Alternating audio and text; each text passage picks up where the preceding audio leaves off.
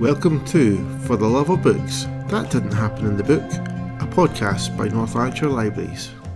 Hello, and welcome to That Didn't Happen in the Book. This is our first episode. Every month or so, we're going to do a book that's been made into a film. We're going to have a chat about it. It's probably just going to turn into a load of nonsense, let's be honest. But that's the hook that we've got for you. And I am joined today by my very special guest. He is the author of Happiness is Wasted on Me and Sadie Called the Police. He is the Morecambe to my Wise, the Bart Simpson to my Homer. Am I the small one or the tall one? Which one's Morecambe and which one's Wise again? He is Mr. Kirkland Ciccone. Say hello. Hello, I am Kirkland Ciccone and I'm in debt. Well, there you go. If you've learned nothing else from this episode, you've learned that being a local author makes you no money. Local and worldwide. There you go. Yeah. Worldwide in his mind. Yes, thank you. Okay, so for our first edition, we are going to take a look at Stephen King's classic Carrie. Yes, an iconic book. Yes. The reason we chose Carrie first, the fact that we're both big Stephen King fans aside, every year Andrew, myself and some of our friends, we have a big Halloween bash. Every year we watch films, we go to the cinema, we eat lots of food, our diabetes gets worse. And last year, one of our friends, as you'll remember, Andrew, read Carrie, and when I put the film on, what did she keep saying all the way through it? That didn't happen in the book. And I thought, right, this could be... That didn't happen in the book. It's too much, we said. Claire, stop it. Of course it didn't happen in the book. So we thought Carrie's got to be the first one. It's got to be our first episode. Yes. So that's a bit of background. I didn't even really introduce myself, did I? I don't think I did. I'm Andrew, just in case I didn't say that. I just introduced Yeah, but they'll see it. They'll see it on the podcast. I'm not not important enough. Obviously. Yeah. So let us take a look at Carrie. Yeah. And what's your initial thoughts, Mr. Ciccone, about the differences? So I first read Carrie at Cumbernauld High School in the mid to late 90s. I can't remember the exact year. And I loved it, of course. I already felt I knew a lot about it because I watched the film before I read the book. I see. And there are quite a few differences. You could argue that the book hasn't actually been turned into a film yet because it's so different in places. One thing that I did find very different was Carrie herself. She comes across in the book a bit unhappy at her lot because obviously if you were raised by Margaret, the way Miss Carrietta is, you would be. Whereas in the film, Sissy Spacek plays her a lot more meek. She's very nice. She wants to fit in. She wants people to like her. So that is the main difference for me. Plus the way the book is told or written as well. Yeah. So the book, and this is, I think, the big difference, I suppose, in the structure is that the book is written from a point of view of looking back on what's happened. So it's quite ominous. There's quite an ominous tone to it because you know from the beginning Something bad's going to happen. So it's made up of lots of newspaper reports, articles, people's diary entries. What is the word for that? Is it epistolary? Is that the word? And it's told, I'm pretty sure that's the word, and it's told, in context using memoir entries, files, newspaper. So. I think epistolary. Yes, epistolary. I can't say the word. I think that's her neighbours as well like get to speak about her. Yeah. So it's told that way. So you get to know about Carrie's life, the surroundings, a lot better. I think because of the structure, because of how the book's structured, and the fact that you know from the outset that something bad's going to happen. I think they even say at some point during it, maybe that Sue's the only survivor. Night of the Black Prom. What a brilliant book title. So you know that it's not going to go well. Mm-hmm. The film, if you come to the film first without knowing how it's going to end, you don't really know that. There's no, because it's structured so differently, there's the build up and you're thinking what's going to happen. Mm-hmm. But you don't know how terrible it's all going to end. The thing is, just for context for our listeners, I'm a big reader and Andrew is a cinephile, so he knows all about films and he reads as well, and I watch some films, but I didn't realise how different the film was until I sort of watched it and compared, because I haven't seen the film in years. So last year when we watched it, Brian De Palma's a director. Was he at the height of his power when that film came out? I have no idea. That's a good thing. He Let's say yes. Yes, he done a really cool film. And the way there's parts of the film that I really like when you see sort of the split screen. Do you remember that? The split screens at prom at the end. We're getting ahead of ourselves, but that's my favourite part. When he starts doing the split screens and the different colours, and it's sort of almost Dario Argento-esque, it's sort of bright green and the bright red, and you see Carrie sort of looking around and stuff. So yeah, the way the film's presented is very different to the book as well. And it's interesting that you said how you had seen the film first. Yes. Well, I was the opposite. I had read the book way back So was Claire. years and years ago, and I hadn't watched the film until I met you, and you kept talking about it. I had read the book, and it was years later before I watched the film. I think because there was so much distance, I didn't immediately notice how different it was. And you were so struck by my uncanny impression. You said, yes. this is exactly what Kirkland has said it's going to be like. Yes. But then rewatching it again recently for this, rewatching it and reading it again, it is, you can see the differences between it more distinctly. I mean, Piper Laurie's performance is not the same as everyone else's performance in the film. And it's a very different type of character from how she is in the book. Oh yeah. There's that weird bit where she goes to the woman's house with the basket. Like she's very dressed. Was that in the book? Not that I Right, can okay, remember. because I don't remember that either. I don't think in the book she interacts with anybody other than Carrie. Well, they all feel sorry for her. Well, the neighbour that she goes to see feels sorry for Carrie, but no one in the book seems to feel sorry for her. And they're very different as well. Yeah. The book describes them as there's a lot mention of how they're large. Carrie's weight. Carrie insists it's weight's basic mentioned a in lot, the book. and I The think film. the mum's described as being a very, very big woman and all this kind of thing. And neither of the two actresses are at all. I mean, No. Sissy Spacek's very, very small. Yes.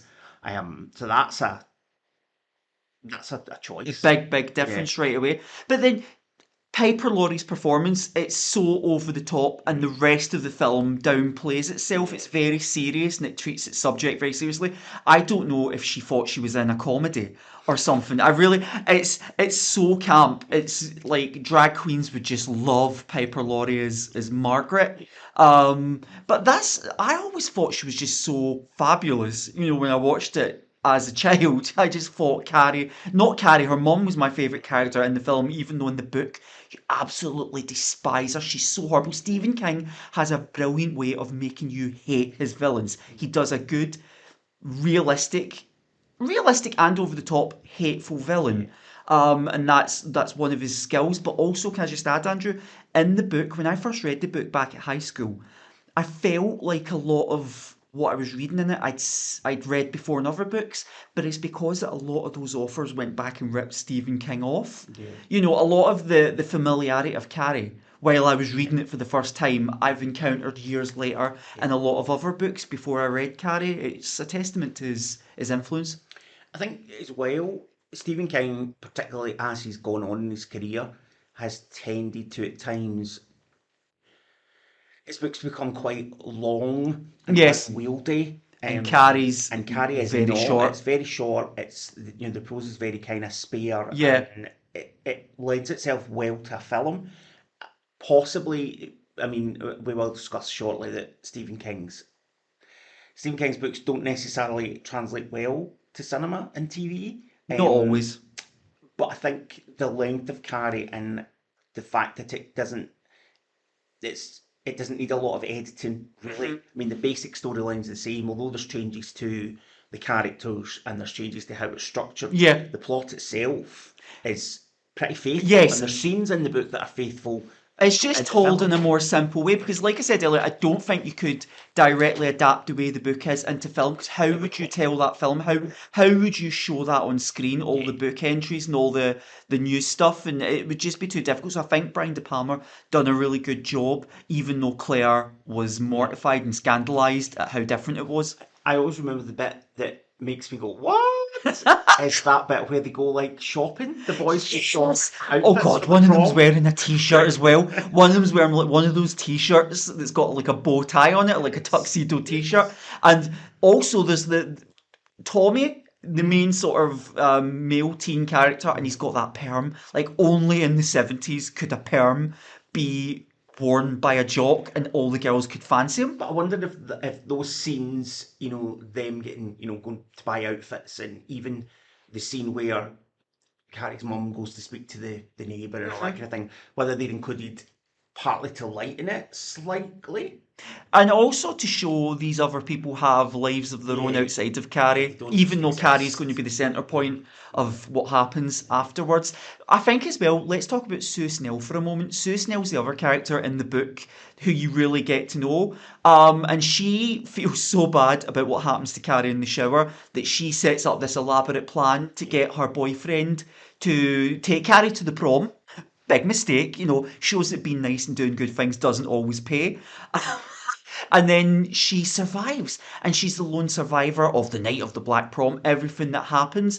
Whereas her boyfriend, now, am I right to say in the book he starts to like Carrie? Or is it Sue starts to feel insecure after Carrie gets her makeover? I think there's probably undertones that he starts to like her. I know that in the musical, which will come... I think they tried to portray a bit of that. Yeah. But I remember reading that the actors had said that there was no build up to it in the script. Yeah. It was like suddenly in the scene before they all die. Yeah.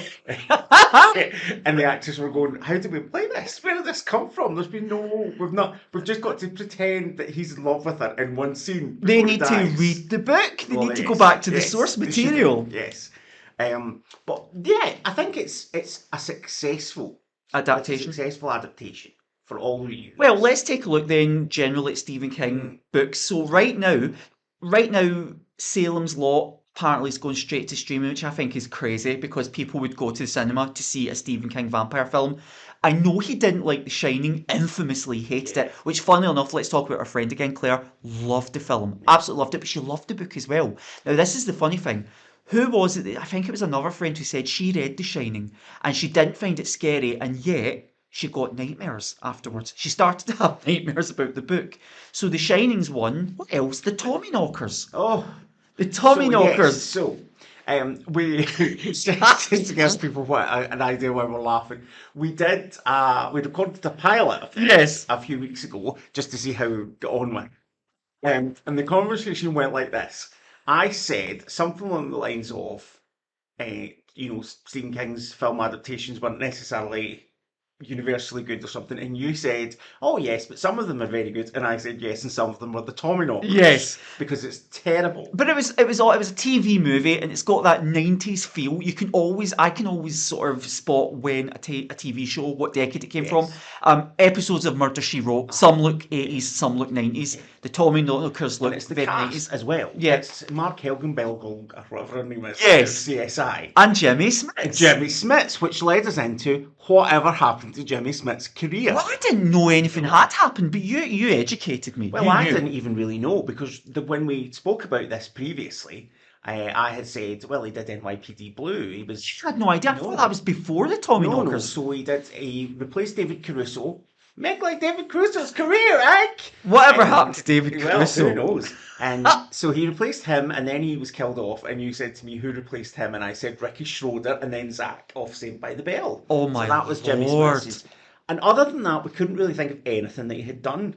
And then our librarian here, who had been eavesdropping on our conversation, proceeded to kind of berate us because we had forgot that Jimmy Smits played Princess Leia's adopted father. All that in success. the Star Wars prequels. How could we forget that? This is the thing. So obviously a bit of context here as well. We're actually recording this live in Cumbernauld Library right now. So everyone can hear us and they're looking at us right now thinking, who are these two lunatics? But yes, Jimmy Smits. Yes. I'm just glad he done well in the end. So glad he did. I'm not sure what he's doing now. He was in Dexter as well for a while. All right, great. So there you go. He does have a career.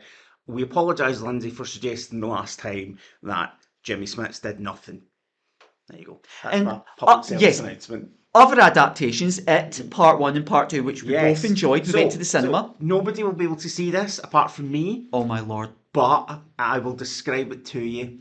When we saw the first Part 1 of It, we enjoyed. Yes. Part 2 of it... Part 2 of it.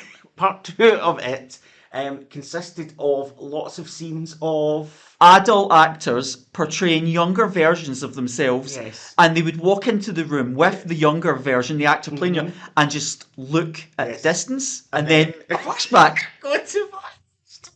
I just couldn't believe it. However, there's also there's other adaptations. I mean, the TV movie of it is a classic. Like Tim Curry. And funnily enough, it was on one of the Sky channels the other week when I was flicking through, and I ended up sitting watching half of it again. It's so Tim good. Curry's terrifying. He's so scary. I find Tim Curry terrifying just in general. I mean, even in Home Alone 2, when he's just being the concierge or whatever he is, the man in the hotel, I find him terrifying in everything. And he's in a film, Trump's in that film as well, and the fact that you're more frightened of Tim Curry, his amazing power as a performer, really.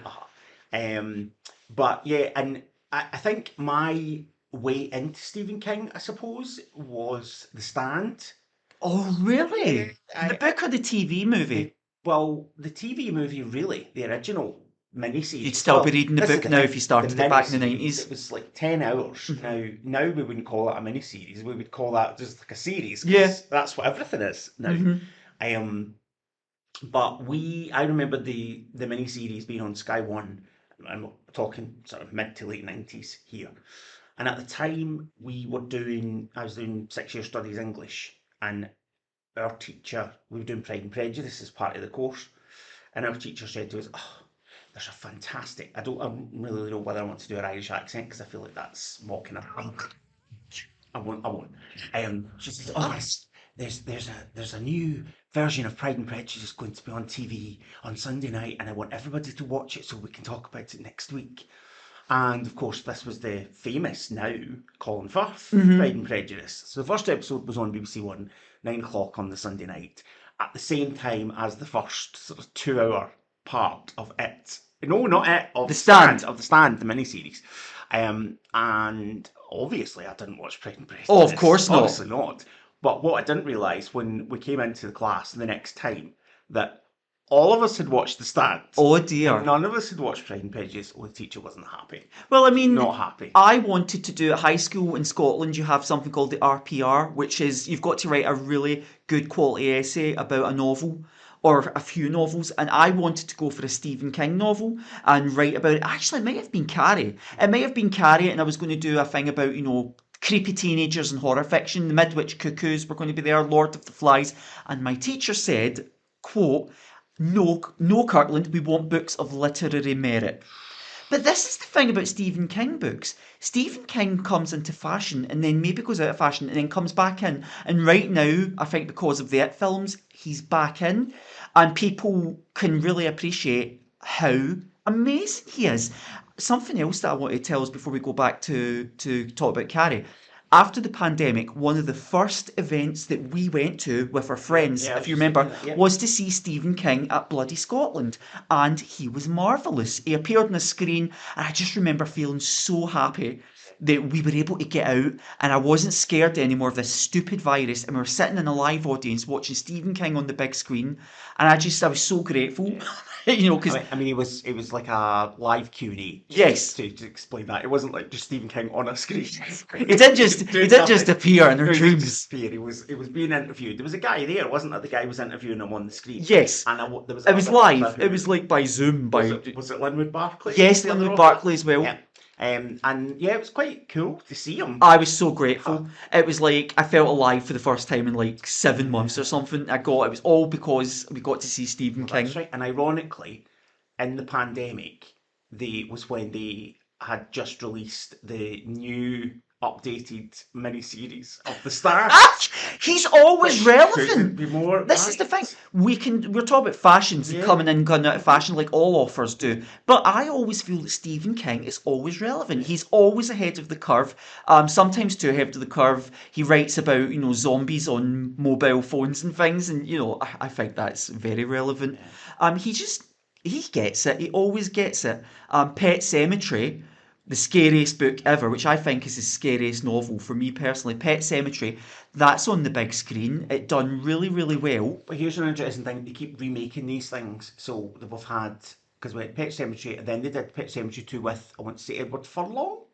Really? Yeah, way back in the I remember the 80s. original Pet Sematary because the Ramones did the soundtrack, and it's such a brilliant song. But since then, they have remade it for Yeah. a modern audience. And as we've already said, they remade The Stand, they've Yes. remade It, they have remade Carrie twice, and made a terrible sequel where they brought back Amy Irving and then killed her Yeah. off. Now, I've not seen the remake of Carrie. I didn't watch that, so I'm assuming that it's. Did they do the whole thing? Oh, this is far more faithful to the book than the Brian De Palma version. Did they try that? I don't remember what they said. They're terrible. Yeah. They've done it twice. I think one was a TV movie and one was a cinema movie. Really? I didn't know about the TV movie. Yeah. But they have also, obviously, when you said Stephen King hated The Shining. Yes. He made The Shining back in the 90s in a 2-part TV. No, I do remember that. miniseries Now, thing. why I was excited about that is because Stephen King had a lot more to do with that, and it was more faithful to the source, because he always felt, apparently, that Wendy was so misogynistic in the original version of the film, screaming, wailing. I actually thought she was really good in The Shining. She felt like a real character under unreal situations and circumstances. But Rebecca De Mornay played Right, yeah. in the remake, and he had more to do with that. And again, It wasn't very good. was it not? No, it didn't get very good reviews, and the general consensus was that Stephen King didn't like the original because of how different it was to his book. Yeah. So as you said, the remake was more faithful to the The book. topiary animals But then coming to people were life and stuff. saying maybe there's a reason why they adapted it so heavily, because the original didn't really. I feel if lend you're going to do itself so Stephen well. King, though, you've got to give him a good budget. You've got to let him realise his fantastical dreams and nightmares. Well, speaking of that, Yes. before we finish up, let's touch on Carrie the musical. Hey! What a terrible idea. So, a bit of background on this is, and I've actually just read another book about Carrie the musical, which its name escapes me. Which and you I mean should be another able to book? tell you. More than one has been written No, about because the we're musical? talking about Carrie the novel. Uh-huh. I was saying another book. I thought you meant No, someone no. had written So multiple it's books about like that a- musical. It's one of these books where it's all, I forget the name of it, but it's where people who were there are all talking about, so it's all like, Yes. it's An not oral like- history. An oral history, that's Yes. the very thing, of Carrie the musical. Oh, God. So, so the background to this was that these guys back in the 80s, late 70s, 80s, decided that they thought, that'd be a good idea. I to try and think adapt that it. Carrie would be a great musical. Really? Book of the musical, which is the script for those not in the musical theatre parlance, the book was written by the same person who wrote the script of the film. Oh. Yes. And the songs, the music were done by people who had a lot to do with the film of Fame. So it was a decent pedigree, Yes. and but they struggled to try and get it picked up and get people interested, and I'm not to get surprised. backing and all this kind of thing. And eventually, they managed to get it in co-production with the Royal Shakespeare Company. You are kidding. No, of all things. So the RSC had just had a massive hit with Les Mis, at which they produced and all the rest of it, and then it became what it is now. Yeah. And they were kind of looking for, money-wise, they needed something that would make them money, and they hit on the idea of, we could do another musical. And they, for inexplicable reasons, decided to go with Carrie, the musical. So it was adapted. The problem was that, so they went round all the houses trying to get directors, and eventually the guy who was in charge of the RSC wanted to direct it himself. You are kidding. No. So he wanted to direct it himself, I think because he'd seen what Trevor Nunn had done with Les Mis. He wanted something that, this would make me, Story about a international. telekinetic Yes. girl. So the initial script and the initial book and everything else was reasonably faithful to the book, in the way that the film isn't. So the musical starts with, like the book does, and after everything's happened, the musical starts with Sue Snell being interviewed by the police and talking about everybody dying and how. So it is more faithful Yes. in all those respects. Problem was that the director decided he wanted to go down this weird kind of Greco-Roman roots with it all. And, Why? And steep it all in classic mythology. Oh my and goodness. how he didn't really want, so it was overblown. It was ridiculous. The costumes, they were like crazy. They were dressed in like togas, Roman togas. And it was all about how the internal struggle, it was all related to like classic Greek tragedy and all this kind of thing. And it really was a tragedy. It was nonsense. And the actress that they hired to play Margaret White was almost decapitated by the set. So apparently, I'm not going to do the impression. So it was an actress who had been very famous on Broadway back in the 1950s, 1960s. And this was a big comeback. Oh no, poor And woman. she, quite early on in the process, realised that it was rubbish. And I can't use the word that she used, but it wasn't rubbish. Yes. It was a much Remember, stronger we're in a word. public library and Yes. people can So see us. she declared quite early on in the process how terrible the whole thing was, and she couldn't believe she was involved in it. The director then, because of early feedback, decided to cut anything that he felt didn't adhere to his vision. So scenes were cut, songs were cut. The structure was altered, dialogue was cut that would explain what was going to happen at different points in the show, to the point that it was just a big mess. But when you're singing the plot, this is my problem with certain musicals. When you sing the plot, I can't understand what's going on. I'm trying to think. So one of the first songs is when Carrie's singing. She's singing about herself, and she's saying, "Why does everybody hate me, Carrie?" So that's why does everybody hate Carrie? It's a theme song for a really bad TV movie. Yeah, so it was a disaster. It didn't work. They had Debbie Allen of Fame choreographing it, but she was choreographing, and it seemed to be the director was only interested in the scenes between Carrie and her mum. So he directed all of those scenes as if he was in some weird I, Claudius type thing. And Debbie Allen was left to basically run all the high school scenes. Put it out of its misery. Meaning that Put it out of its misery. nothing fitted together, and it was a disaster. But my favourite story is that the fake blood at the end, at the prom, was causing too many problems with the microphones that the actors had to wear. And they tried all different things in previews and in rehearsals to see how it would all work. But they couldn't pour all the fake blood over Lindsay Haitley the same way that they do in the film and in the book, because it was short-circuiting the microphones. And in the end, they put a plastic bucket over her head. A plastic bucket. That's not going to kill Tommy. No, they put a plastic bucket over her head, and when they lifted it off, she had like drops of red food colouring on her face. So terrible. Then it went to Broadway, huge bomb, and closed after no time at all.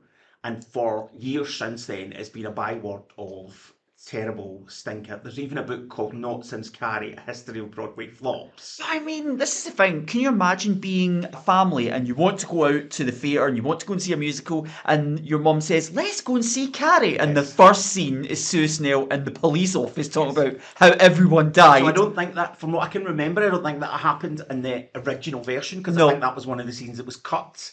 Retrospect then, to sum up, Carrie the book or Carrie the film?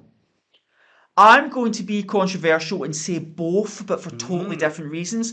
I like the book, but if I'm going to reread a Stephen King novel, I never pick up Carrie. I'll always go for one of the other bigger favourites. Yeah. But I would watch the film more probably because, it is a classic for a reason.